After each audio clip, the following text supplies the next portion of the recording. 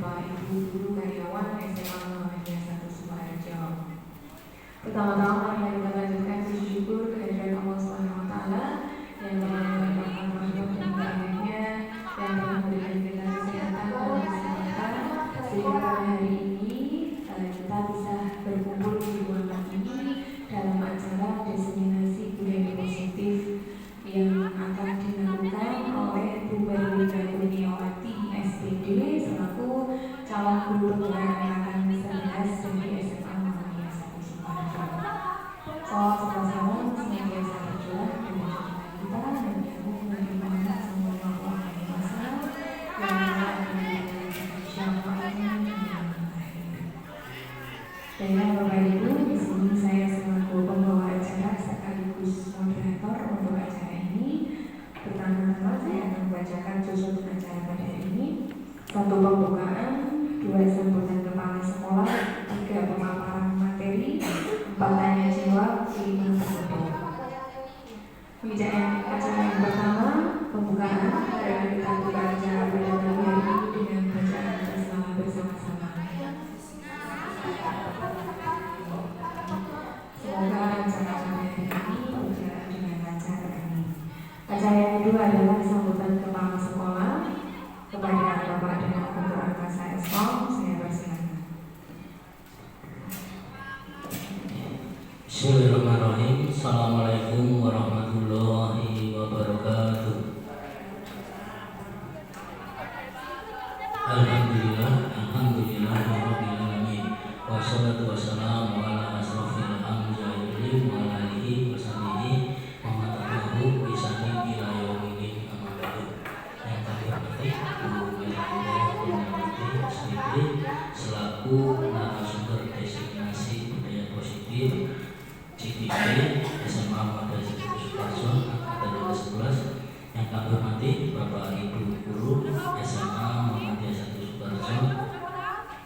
Pertama yang paling utama, marilah kita panjatkan puja dan puji syukur atas kehadirat Allah SWT yang telah melimpahkan rahmat dan hidayahnya kepada kita semua sehingga di pagi hari ini kita masih diberi kesempatan, kesehatan, keimanan untuk melaksanakan di sini untuk kaitannya diseminasi budaya positif dari Bu Berlinda untuk CTP angkatan 11. Salawat salam semoga selalu tercurahkan kepada junjungan kita Nabi Muhammad sallallahu alaihi wasallam yang kita tunggu-tunggu sahabatnya sampai akhirnya nanti. Bapak Ibu guru SMA Muhammadiyah 1 Sukoharjo, pada pagi hari ini kita nanti akan teman-teman dan kita semuanya nanti biar bisa melakukan budaya positif terutama nanti di lingkungan SMA Muhammadiyah 1 Sukoharjo. Semoga nanti Bapak Ibu guru bisa mengikuti dengan baik bagaimana nanti yang ilmu yang didapatkan Bu Berlinda dan nanti yang bisa ditularkan Bu Berlinda kita bisa melaksanakan atau mengimplementasikan, kita dapat berdiskusi musyawarah bersama kaitannya pada di acara diseminasi ini. Selebihnya nanti waktu dan tempat saya persilakan kepada Bu Berlinda. Mungkin itu saja dari saya. Warahmatullahi wabarakatuh. Baik, terima kasih Bapak dan Guru Eskom atas sambutannya. Bapak Ibu, ini saya aku bahwasanya selain itu Bapak Kepala Sekolah ada tugas rapat pimpinan jadi mungkin tidak bisa bersama kita sampai acara.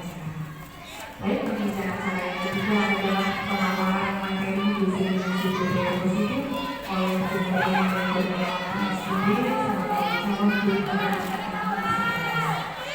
Mari kita ikuti dengan bersama Bapak Ibu. Semoga ilmunya nanti bisa bermanfaat untuk kita untuk mewujudkan budaya positif ini semua. Selanjutnya waktu dan tempat saya persilakan untuk Bu Berlinda.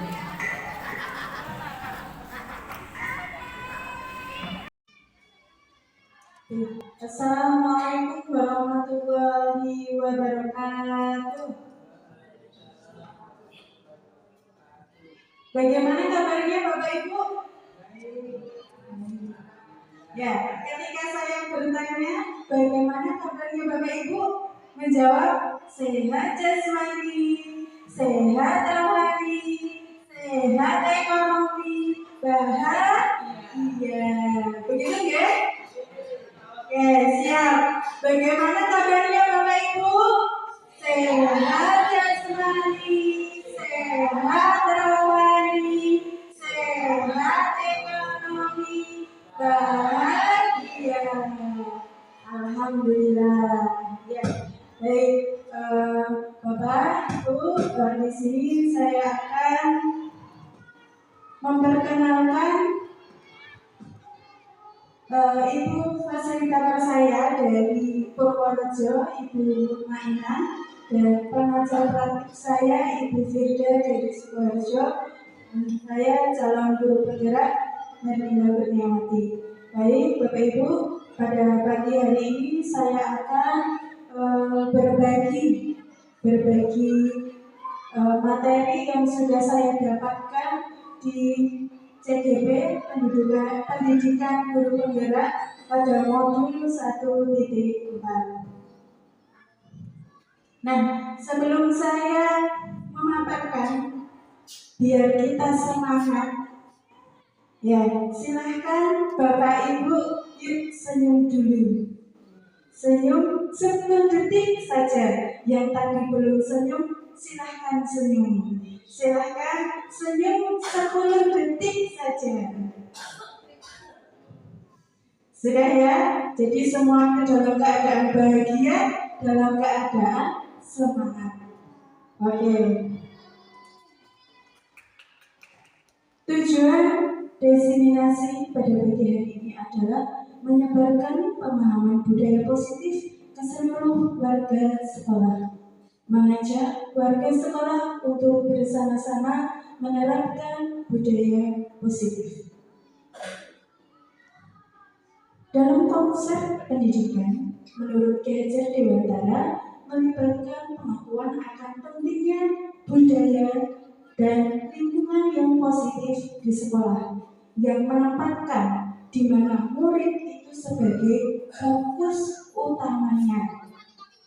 Dalam konsep Ki Hajar Dewantara, pendidikan bukan hanya sekedar mentransfer ilmu atau pengetahuan saja, akan tetapi juga mencakup pembentukan karakter dan pengembangan potensi setiap anak.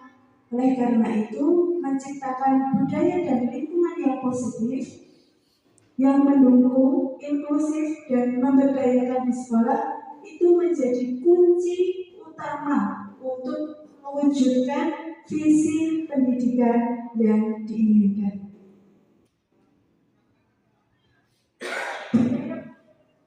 Budaya positif merupakan perwujudan dari nilai-nilai atau keyakinan universal yang diterapkan di sekolah. Budaya positif dapat mendorong murid untuk mampu berpikir, bertindak, dan mencipta sebagai proses memerdekakan dirinya sendiri, sehingga murid mampu mandiri dan bertanggung jawab.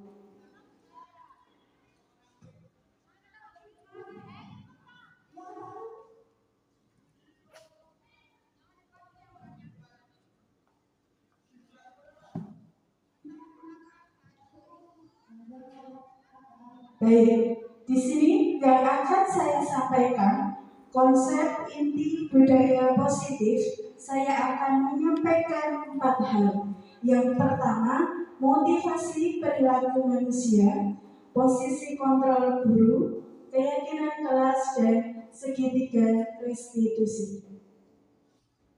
Yang pertama, saya akan menyampaikan motivasi perilaku manusia, di mana manusia itu setiap melakukan kegiatan apapun atau melakukan aktivitas apapun itu didasari 2 motivasi. Yang dikelompokkan pertama adalah motivasi ekstrinsik, di mana di situ melakukan sesuatu untuk menghindari ketidaknyamanan atau hukuman. Kemudian melakukan sesuatu untuk mendapatkan imbalan atau penghargaan dari orang lain. Dan yang kedua, ini seseorang melakukan sesuatu itu karena dari motivasi dirinya sendiri, yaitu untuk menjadi orang yang mereka inginkan dan menghargai diri sendiri dengan nilai-nilai yang mereka percaya.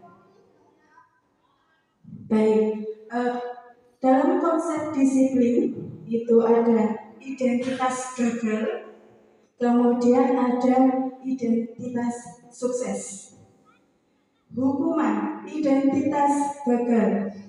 Ketika memberi hukuman, itu hukuman sifatnya tiba-tiba, tidak terencana. Kemudian murid tidak tahu apa yang akan terjadi atau tidak dilibatkan. Kemudian hukuman bersifat satu arah. Hukuman berupa fisik atau psikis. Jadi dalam konsep disiplin, kalau identitas gagal, hukuman itu termasuk identitas gagal. Kemudian yang kedua adalah penghargaan. Jadi, nyata Bapak Ibu, penghargaan untuk anak itu salah satunya termasuk dari identitas gagal. Kenapa? Nah,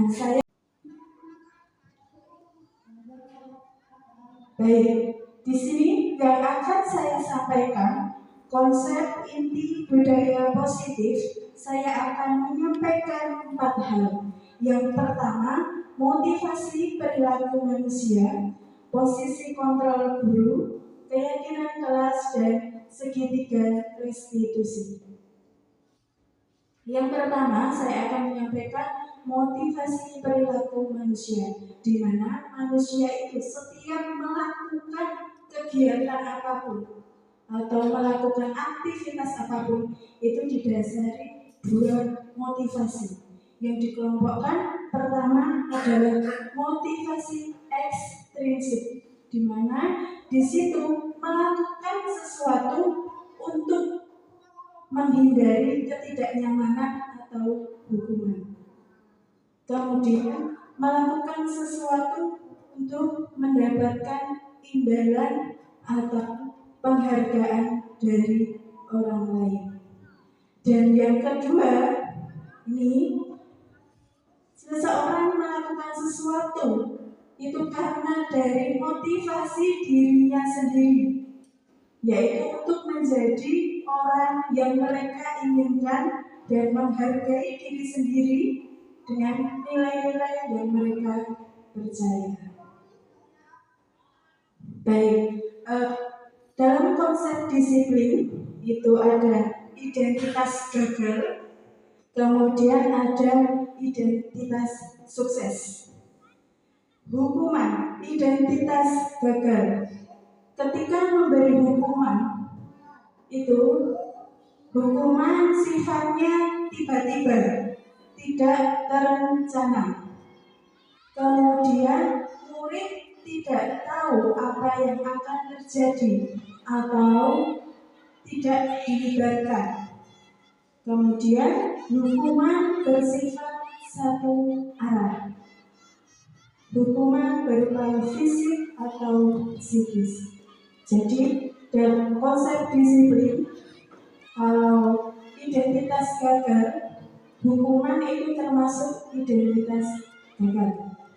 Kemudian yang kedua adalah penghargaan. Jadi, nyata Bapak Ibu, penghargaan untuk anak itu salah satunya termasuk dari identitas gagal. Kenapa?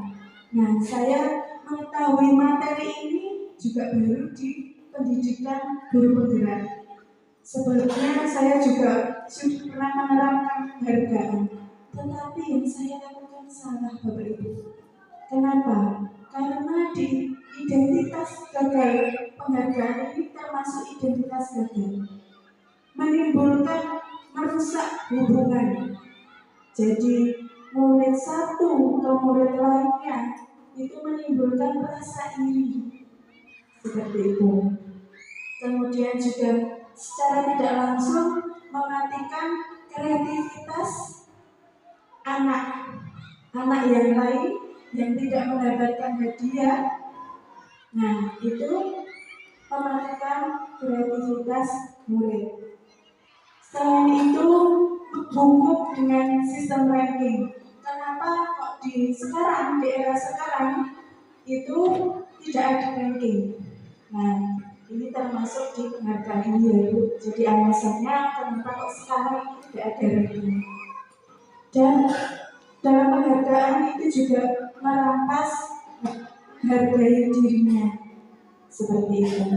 Kemudian di identitas sukses, konsekuensi bisa mengantarkan ke anak sukses, identitas sukses, yaitu konsekuensi itu sudah disepakati, sudah terencana sesuai dengan peraturan, seperti keyakinan kelas yang sudah disepakati antara guru dan siswa. Siswa tetap dibuat tidak nyaman, tetapi walaupun murid dibuat tidak nyaman, nah di situ ada peraturan yang sudah disepakati. Kemudian identitas sukses yang kedua adalah restitusi, di mana di situ proses menciptakan kondisi bagi murid untuk memperbaiki kesalahan. Proses kolaboratif yang mengajarkan murid untuk mencari solusi. Nah, ini ada kasus jadi perbedaan antara hukuman, konsekuensi, restitusi. Nah, pasti Bapak Ibu juga pernah mengalami siswa sering tidak mengerjakan tugas. Pernah mengalami Bapak Ibu? Pernah, ya. Jadi ini ya, kalau kita memberi hukuman, guru menyuruh murid dengan berdiri 10 menit di depan kelas. Itu termasuk hukuman. Guru marah dan murid menjadi takut. Nah, itu juga termasuk hukuman. Kemudian, hukuman tadi termasuk identitas gagal. Jadi, Bapak Ibu jangan sampai mengutarakan identitas gagal atau hukuman. Kemudian yang kedua adalah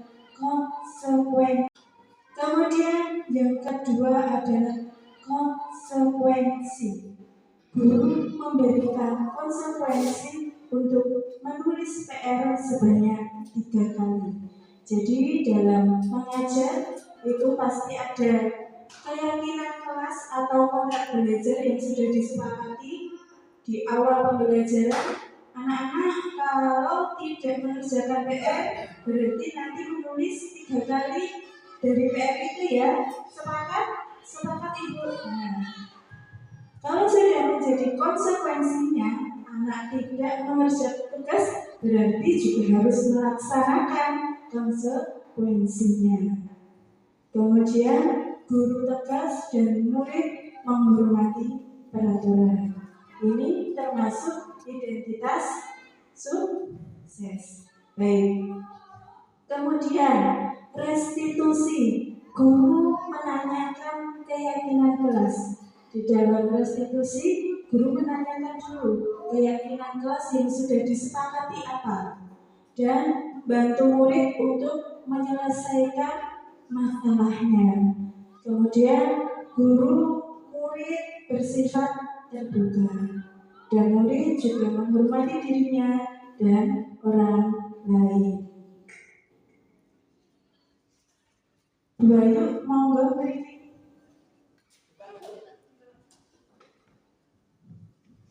Baik Bapak Ibu, sekarang kita tebak-tebakan ya.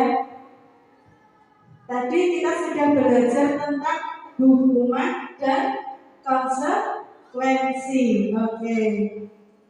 Nah, mencatat 100 kali di dalam buku dengan kalimat saya tidak akan terlambat pergi karena terlambat sekolah. Ini termasuk hukuman atau konsekuensi Bapak Ibu?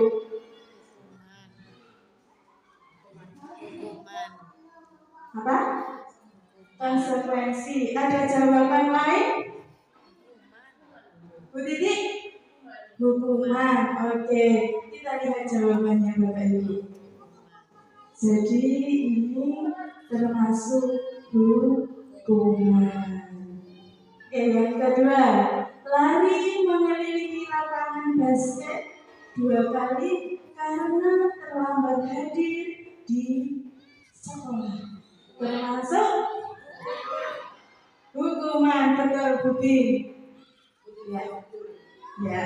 Oke, yang ketiga, murid diminta untuk mengerjakan PR saat jam istirahat karena belum mengerjakan PR. Hukuman atau konsekuensi? Ya, betul Bu Retna. Konsekuensi. Lagi, menggantikan kertas tugas teman yang telah dicoret-coret. Konsekuensi, betul sekali. Oke. Membersihkan tumpahan air di meja tulis karena tersenggol pada saat belajar. Konsekuensi, betul. Murid disuruh untuk tidak mengenakan sepatu seharian di sekolah karena tidak mengenakan sepatu hitam. Termasuk hukuman. Ya, betul. Lari mengelilingi lapangan basket 2 kali karena terlambat 10 menit untuk pelajaran PJOK. Termasuk konsekuensi. Ya, betul. Konsekuensi. Ya, yang betul adalah konsekuensi. Oke. Berarti Bapak Ibu guru sudah paham betul ya tentang apa bedanya hukuman dan konsekuensi. Baik, yang kedua adalah 5 posisi kontrol guru. Ada penghukum, pembuat rasa bersalah, teman, pemantau, dan manajer. Posisi kontrol penghukum. Di sini guru menghardik, menunjuk-nunjuk, berkacak pinggang, dan membentak. Hukuman verbal atau fisik. Nah, dampaknya posisi penghukum ini adalah murid menjadi pendendam, tidak menyukai guru atau mata pelajaran yang diampu. Posisi kontrol yang kedua, kemudian pembuat rasa bersalah. Berapa kali Bu Guru harus memberitahu kamu? Bu Guru kecewa sama kamu. Contohnya seperti itu. Kalau teman, ayolah yang tertib, buatlah Bu Guru bangga. Kali ini tidak apa-apa, kalau begitu. Kemudian pemantau, kamu sudah melanggar apa peraturan dan konsekuensinya.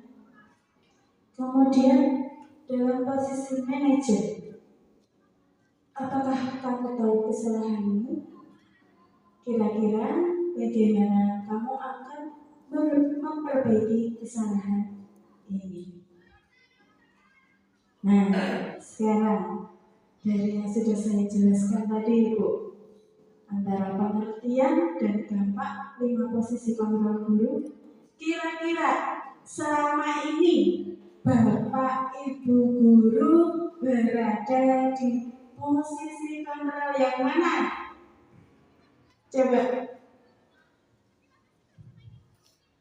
ke dalam posisi kontrol yang mana? Kira-kira yang selama ini Bapak Ibu next ya, kira-kira selama ini kita berada di posisi apa Bapak Ibu?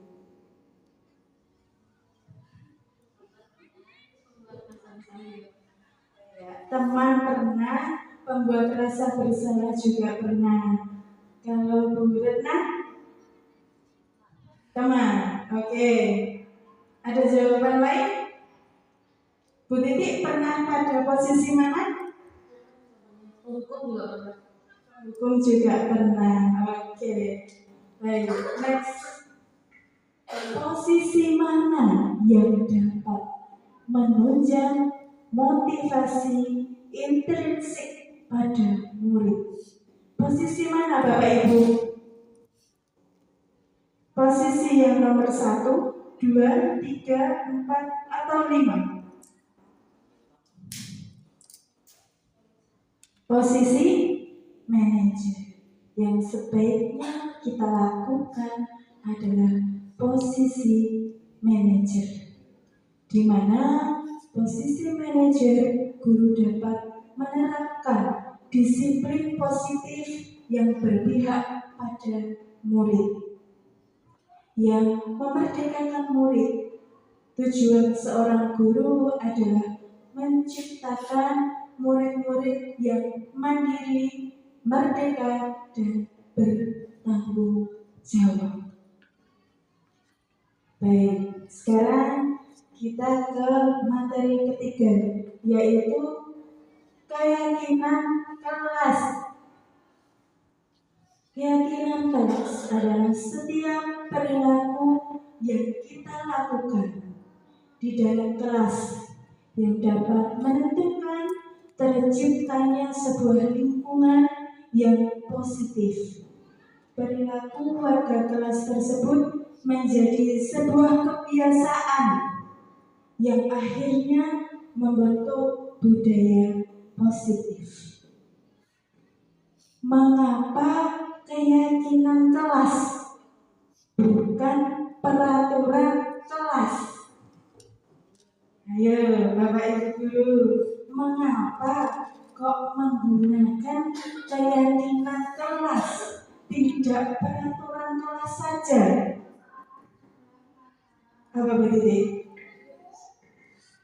Kalau keyakinan kelas itu adalah kesepakatan antara murid dengan guru, jadi sudah sama-sama disepakati. Kalau peraturan itu sesuatu hal yang mau dijadikan keyakinan kelas, seperti itu. Gimana?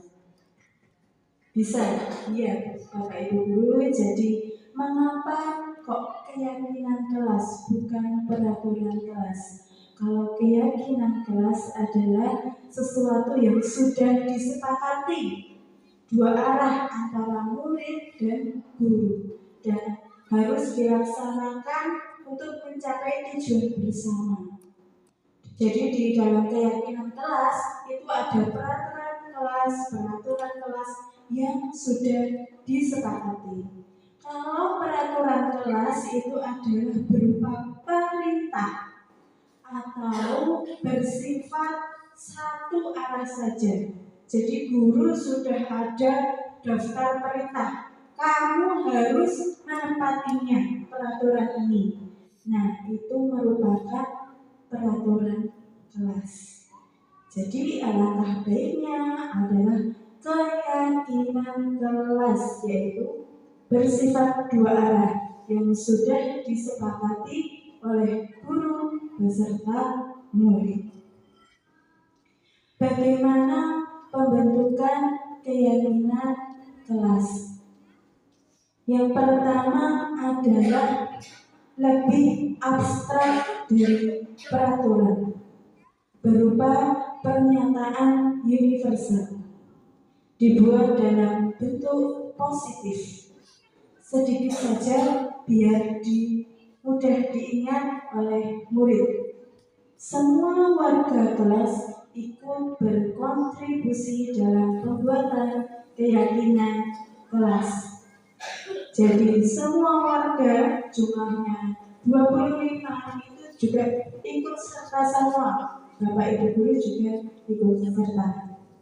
Bersedia meninjau kembali keyakinan kelas dari waktu ke waktu.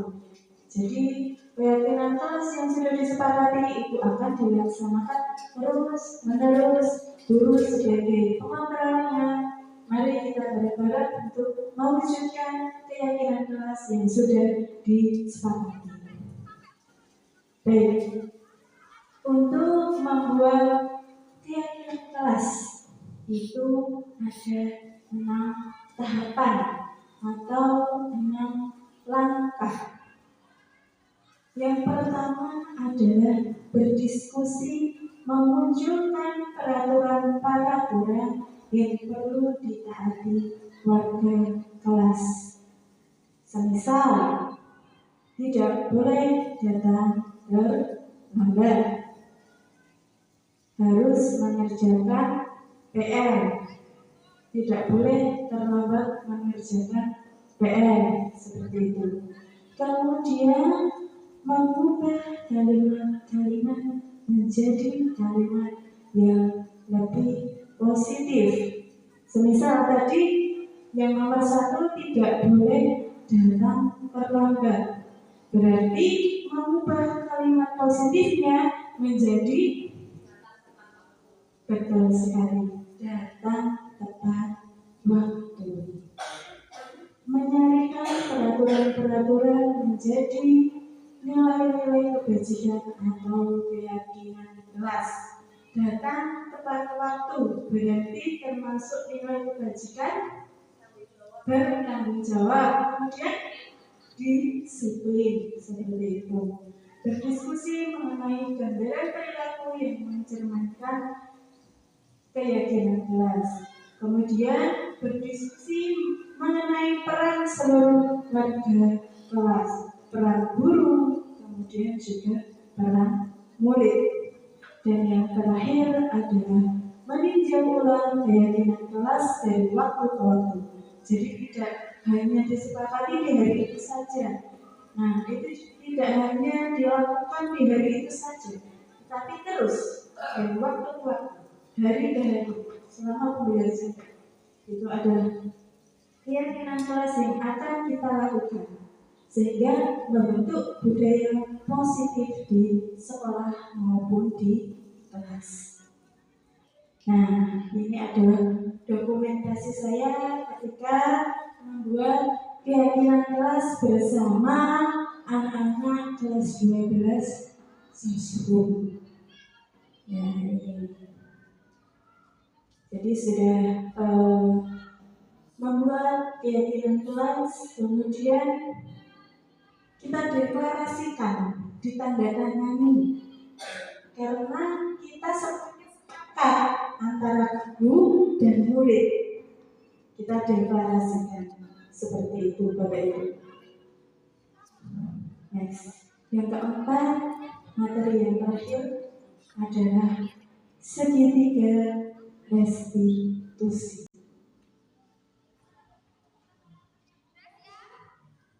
Di mana segitiga restitusi adalah proses menciptakan kondisi bagi murid untuk memperbaiki kesalahannya sehingga karakter mereka lebih kuat kembali pada kelompoknya.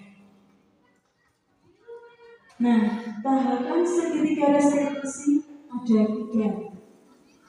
Yang pertama adalah menstabilkan identitas. Di situ kita semua akan melakukan hal terbaik yang bisa kita lakukan. Kemudian yang kedua adalah validasi tindakan yang salah. Semua perilaku yang murid lakukan itu pasti memiliki alasan. Kemudian yang ketiga adalah menayangkan keyakinan kita semua memiliki motivasi internal atau intrinsik. Nah, dalam tahapannya yang pertama adalah menstabilkan identitas. Berdasarkan prinsip membuat kesalahan adalah bagian dari proses pembelajaran yang nantinya menggeser identitas gagal ke identitas sukses. Yang kedua, validasi tindakan yang salah. Dilaksanakan berdasarkan prinsip setiap perilaku berupaya memenuhi suatu kebutuhan tertentu. Guru akan bergeser dari pemikiran stimulus respon menjadi proaktif. Mengenali dan mengakui kebutuhan murid yang akan memperbaiki hubungan dengan murid. Yang ketiga, menanyakan keyakinan yang sudah kita sepakati. Pada tahap ini, murid akan diberikan pertanyaan-pertanyaan yang bermakna untuk memunculkan motivasi intrinsik sehingga mampu mengaitkan keyakinannya dengan tindakan yang salah. Nah, dalam praktek segitiga restitusi dalam saya mengajar, ketika saya mengajar di kelas 12 sosbum, saya menemukan 2 kasus. Mungkin Bapak Ibu guru juga pernah mengalaminya. Nah, nanti bisa digunakan tahapan ini untuk menyelesaikan sebuah permasalahan. Dalam kasus satu ini ketika saya mengajar di kelas 12 sosbum, nah saya mengajar tentang matematika keuangan. Di situ di mana materinya yang sangat banyak dan berkesinambungan atau berlanjutan dari materi SMP, SMA kelas 10, 11 dan dikembangkan lagi di kelas 12. Di situ ada satu anak, Mbak Azra, tidak memperhatikan penjelasan saya.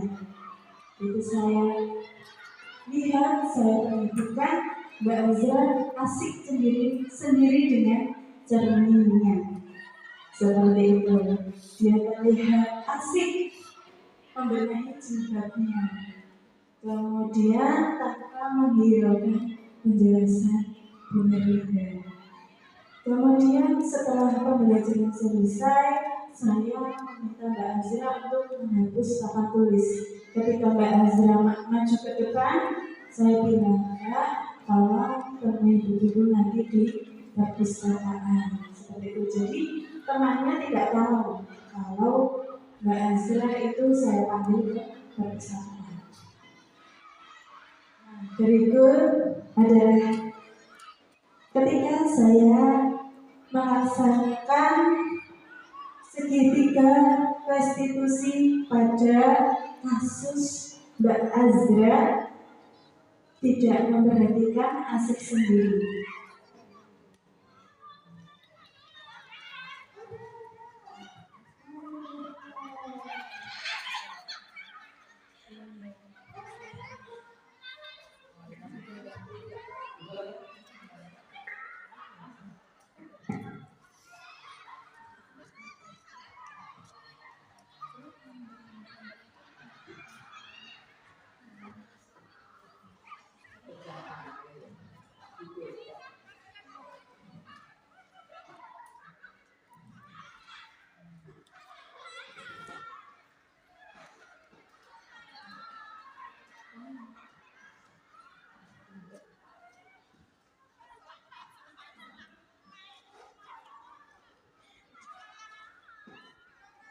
Baik, saya ceritakan saja ya Bapak Ibu. Di sini di kasus satu tadi, nah ketika Mbak Azra saya panggil, Mbak Azra tahu nggak kenapa kok Bu Maria memanggil ke sini? Tidak tahu Bu, jawabnya seperti itu. Kemudian baik Mbak Azra, terima kasih karena Mbak Azra sudah datang memenuhi panggilan Ibu. Bu Guru perhatikan, tadi waktu Bu Guru mengajar, Mbak Azra asik sendiri dengan cermin. Kemudian Mbak Azra hanya diam. Tidak apa-apa Mbak Azra, silahkan utarakan apa alasan Mbak Azra. Apakah benar tadi Mbak Azra bercermin? Masih diam Mbak Azra. Kemudian tidak apa-apa, Bu Guru akan mendengarnya. Seperti itu. Kemudian Mbak Azra baru ngomong, iya Ibu, mohon maaf. Baik, tidak apa-apa Mbak Azra. Mbak Azra sudah mengakui dan Mbak Azra sudah mengutarakan. Kemudian saya bertanya, Mbak Azra, kenapa kok Mbak Azra asik sendiri bercermin ketika Bu Guru menerangkan? Iya, karena saya pusing Bu, saya tidak tahu materinya. Saya sudah lelah dengan matematika. Seperti itu Bapak Ibu. Kemudian baik Mbak Azra, tidak apa-apa. Yang namanya seseorang itu pasti pernah berbuat kesalahan, jenuh, kemudian merasa bosan dalam belajar, itu tidak apa-apa. Saya sendiri juga pernah melakukan seperti itu. Nah, Mbak Azra, dalam kasus ini saya memberi motivasi ke Mbak Azra di mana dalam belajar matematika itu memang sulit. Jadi kita harus mengerti satu langkah demi langkah. Yang terpenting kita bisa tahu, paham dalam menyelesaikan masalahnya. Silahkan Mbak Azra bisa bertanya dengan guru atau teman. Ya Bu, baik. Kemudian saya menanyakan Mbak Azra, menurut Mbak Azra, apakah kasus Mbak Azra ini bercermin sendiri termasuk melanggar keyakinan kelas atau tidak? Dan Mbak Azra menjawab, iya Bu. Iya. Kemudian nilai-nilai apa yang seharusnya Mbak Azra lakukan? Seperti itu. Jadi saya harus bertanggung jawab, konsentrasi serta hormat guru Ibu. Jadi saya harus konsentrasi dalam belajar, kemudian bertanggung jawab pada diri saya sendiri untuk mencari ilmu dan menghormati ibu guru ketika sedang mengajar. Nah, di situ, di kasus itu, anak bisa introspeksi sendiri, mengutarakan apa keluh kesahnya, dan kita sebagai guru adalah manajer untuk anak melakukan segitiga restitusi seperti itu. Untuk kasus yang kedua adalah siswa mengantuk. Nah, apakah Bapak Ibu guru pernah mengalami ketika mengajar ada siswa yang mengantuk? Pernah? Sering, oke, iya. Jadi yang saya ambil di sini adalah saya misalkan Mbak Azra lagi ya. Mbak Azra mengantuk ketika saya menerangkan geometri analitik. Nah, di situ yang lainnya memperhatikan penjelasan Bu Maria, Mbak Azra mengantuk. Oke, dalam kasus Mbak Azra mengantuk, ini saya tanya, kenapa Mbak Azra mengantuk? Kenapa Mbak Azra tertidur? Tertidur ya? Dan alasannya Mbak Azra, saya ngantuk. Kenapa? Boleh Bu tahu alasannya? Kok mengantuk? Tadi malam tidur jam berapa? Tadi malam saya tidur jam 1. Kok tidur jam 1? Kenapa Mbak Azra? Coba ceritakan.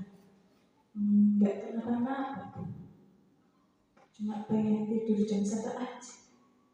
Jawabnya seperti itu. Kemudian tidak apa-apa Mbak Azra. Setiap orang itu pasti membuat kesalahan. Bu Merlinda juga pernah di posisi Mbak Azra. Bu Merlinda juga pernah mengantuk waktu belajar itu pernah.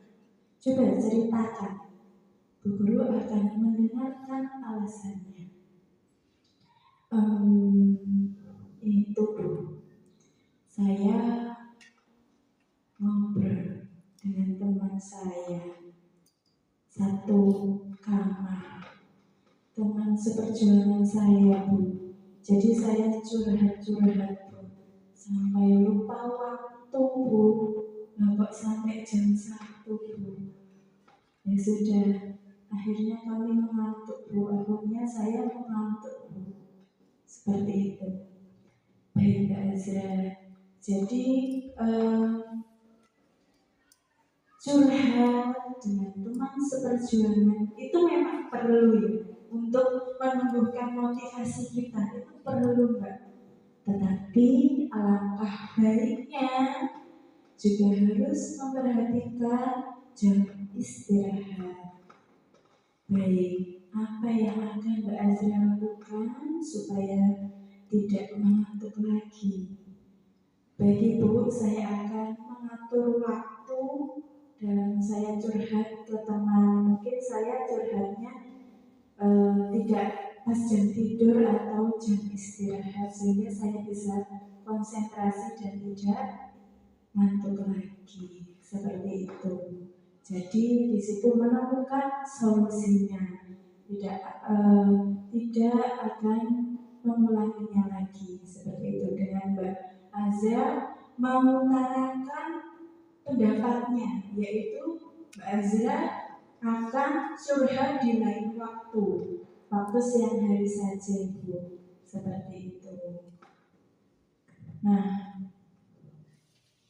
baik Bapak Ibu, dari tanggapan siswa 2 kasus itu, tindakan restitusi yang sudah Bu Merlinda lakukan. Di situ Mbak Azra mengutarakan, saya akan lebih memperbaiki diri saya sendiri. Begitu. Baik Bapak Ibu, itulah pemaparan dari saya tentang disiplin positif. Yang selanjutnya adalah sesi tanya jawab. Silahkan.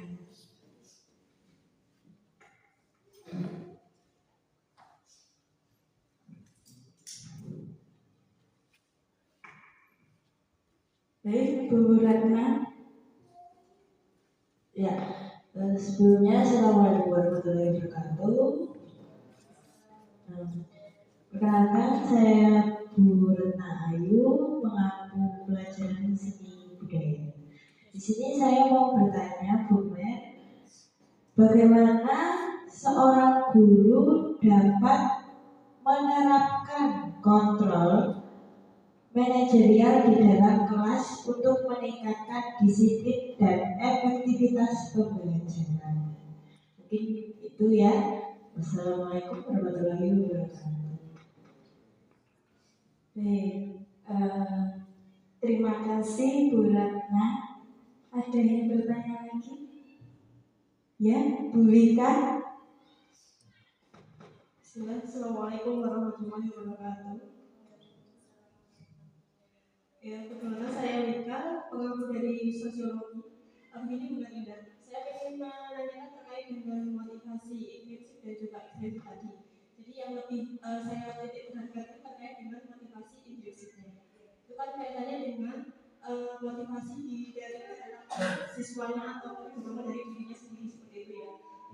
Lalu bagaimana cara mewujudkan motivasi intrinsik itu bagi siswa maupun guru seperti itu. Terima kasih. Assalamualaikum warahmatullahi wabarakatuh. Baik, terima kasih Bu Retna dan Bu Wika.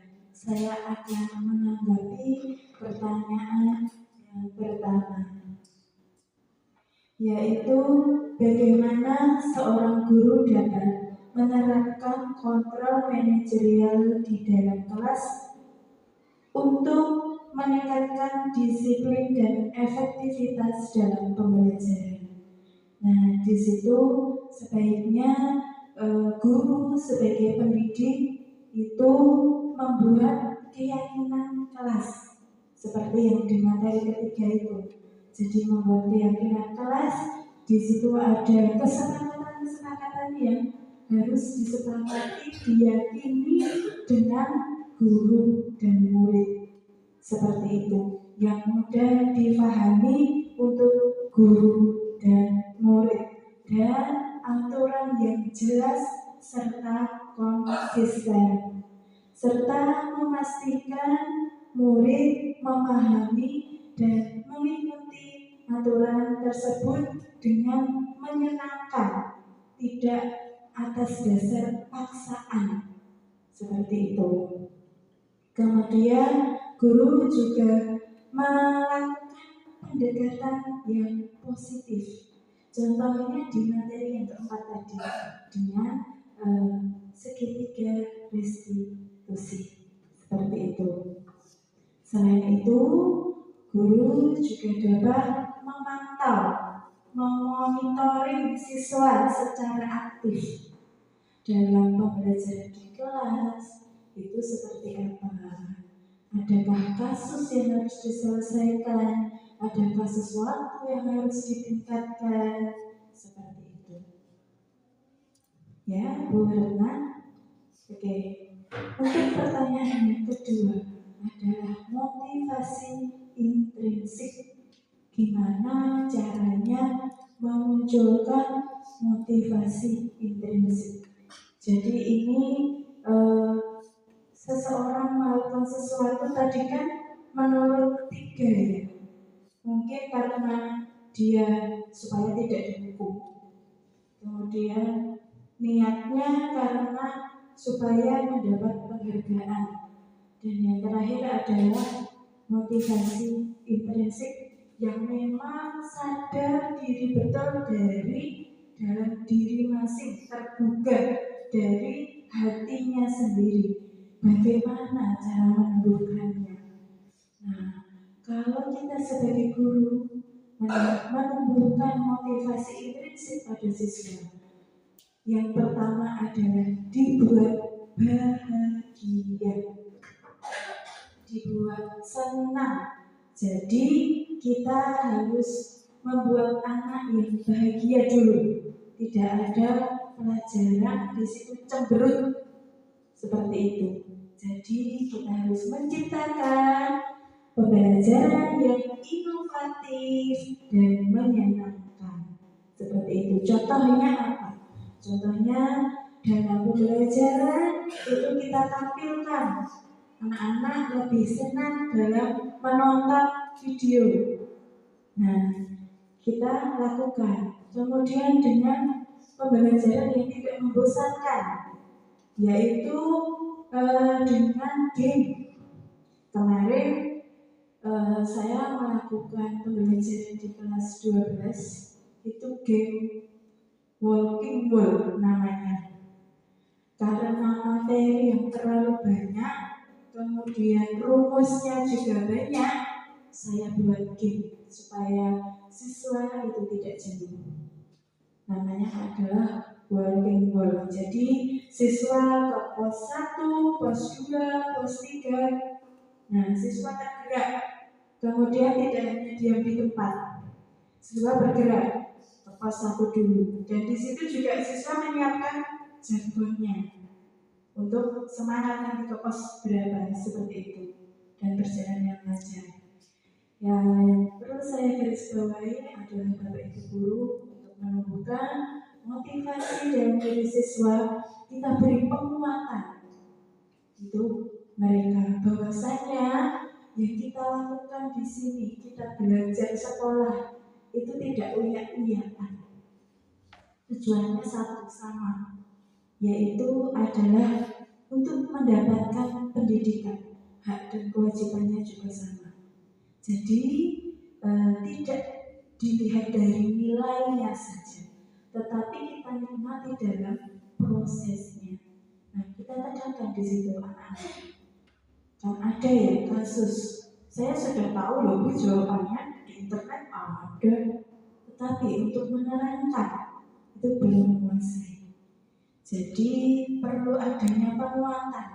Yang perlu itu adalah prosesnya. Seperti itu. Nah, untuk menumbuhkan motivasi intrinsik pada guru, kita sebagai guru harus menyadari guru itu tidak berhenti untuk belajar. Semakin jadi guru, belajarnya semakin banyak. Betul apa betul Bapak? Banget. Saya kira dulu ya Bu, dulu. Saya kira kalau jadi guru itu enak. Ya sudah, apa yang kita pelajari dulu kita sampaikan ke anak. Dan belajarnya berhenti di situ. Tetapi tidak. Semakin kita belajar, itu semakin banyak sekali yang perlu kita pelajari. Seperti itu. Jadi kita harus menanamkan pada diri kita, yaitu belajar sepanjang hayat. Dan kita sebagai pendidik harus yang pertama bahagia juga. Tadi muridnya sudah dibuat bahagia, Bapak Ibu gurunya juga harus bahagia.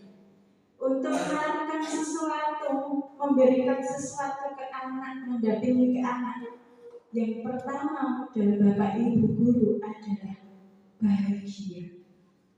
Ya, kita datang ke sini tidak cemberut, walaupun di rumah cemberut. Ya, makanya tadi di awal saya suruh senyum dulu. Ya, dengan dimodalkan bahagia. Gimana pun kalau bahagia, senang, jatuh cinta, itu pun pasti akan berjalan dengan lancar. Seperti itu. Terima kasih. Ada yang mau ditanyakan lagi Bapak Ibu? Sampun ya? Ya. Baik. Jadi kesimpulannya yang saya aturkan di sini, Bapak Ibu tadi sudah mendengarkan materi dari saya dalam mewujudkan disiplin positif. Guru berperan penting. Kita sebagai pendidik itu berperan sangat penting untuk mewujudkan keyakinan sekolah atau kelas dengan kesepakatan antara guru dan murid. Guru, kita sebagai guru harus menempatkan diri kita sebagai posisi kontrol manager, menggunakan segitiga restitusi dalam menyelesaikan masalah. Tujuannya untuk menghasilkan murid yang mandiri dan bertanggung jawab. Terima kasih Bapak Ibu untuk waktunya pada pagi hari ini. Saya kembalikan ke Bu Marsini. Baik, terima kasih Bu Maria atas pemaparan materinya. Bagaimana Bapak Ibu, wawasan kita jadi bertambah ya? Jadi seperti yang disampaikan Bu Maria tadi, bahwasanya ketika kita mau belajar ternyata memang masih banyak dan selalu kurang apa yang kita pelajari. Dan pada hari ini kita sudah menerima satu materi baru, penimbasan atau diseminasi tentang budaya positif ya Bapak Ibu, bahwasanya tujuan kita sebagai guru di sini adalah bisa mendampingi murid dalam mewujudkan impiannya, cita-citanya melalui lingkungan yang mendukung. Dan salah satunya adalah bagaimana kita bisa mewujudkan budaya positif tersebut di lingkungan sekolah kita.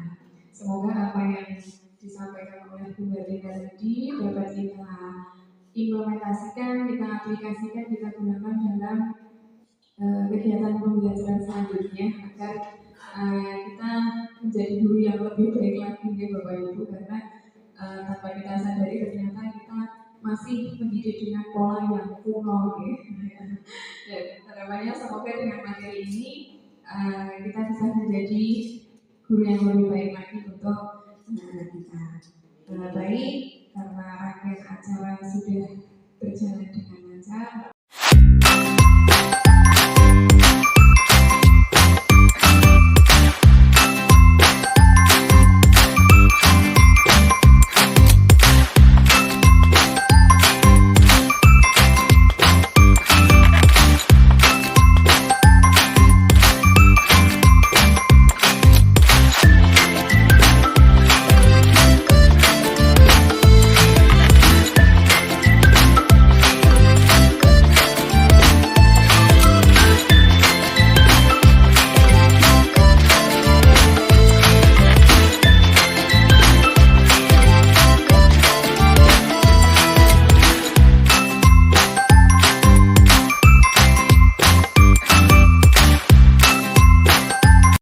Assalamualaikum warahmatullahi wabarakatuh.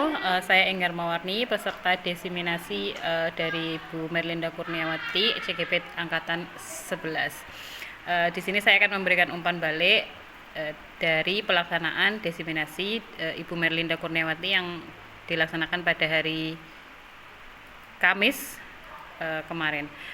Dari materi yang sudah disampaikan sangat jelas dan kami peserta juga menerimanya dengan jelas. Mendapatkan banyak manfaat juga ke depannya. Saya berharap bisa menerapkan apa yang sudah saya dapat kemarin pada kegiatan pembelajaran saya ke depannya. Terima kasih.